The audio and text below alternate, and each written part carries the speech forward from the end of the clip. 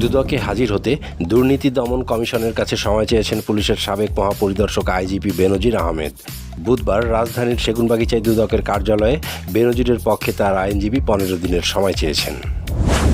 240 আসন পাওয়া বিজেপিকে সরকার গড়তে হলে নির্ভর করতে হবে প্রধানত দুই শরিক নীতিশ কুমারের জেডিইউ ও অন্ধ্রপ্রদেশের চন্দ্রবাবু নাইডুর দল তেলেগু দেশম পার্টির ওপর। এই দুই দলের সম্মিলিত আসন 28টি। জাতীয় সংসদের চলতি অধিবেশনেই 2024-25 অর্থবছরের জন্য প্রায় 8 লাখ কোটি টাকার বাজেট উত্থাপনের প্রস্তুতি চলছে।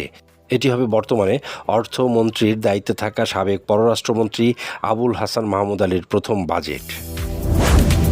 র্যাবের মহাপরিচালক হিসেবে দায়িত্ব গ্রহণ করেছেন পুলিশের অতিরিক্ত আইজিপি ব্যারিস্টার মোহাম্মদ হারুনার রশিদ।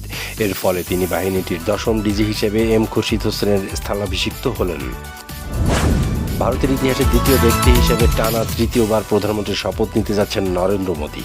এর আগে এই রেকর্ডের একমাত্র অধিকারী ছিলেন স্বাধীন ভারতের প্রথম প্রধানমন্ত্রী এবং কংগ্রেসের সাবেক সর্বভারতীয় প্রেসিডেন্ট পণ্ডিত জওহরলাল নেহেরু। যুক্তরাষ্ট্রের বিপক্ষে ম্যাচ দিয়ে টি-20 বিশ্বকাপ 2024 আসর শুরু করতে চলেছে পাকিস্তান। তবে তার আগে বড় দুঃসংবাদ পেয়েছে দলটি। চোটের কারণে প্রথম ম্যাচ থেকে ছিটকে গেছেন অবসর ভেঙে ফেরা তারকা অলরাউন্ডার ইমাদ ওয়াসিম।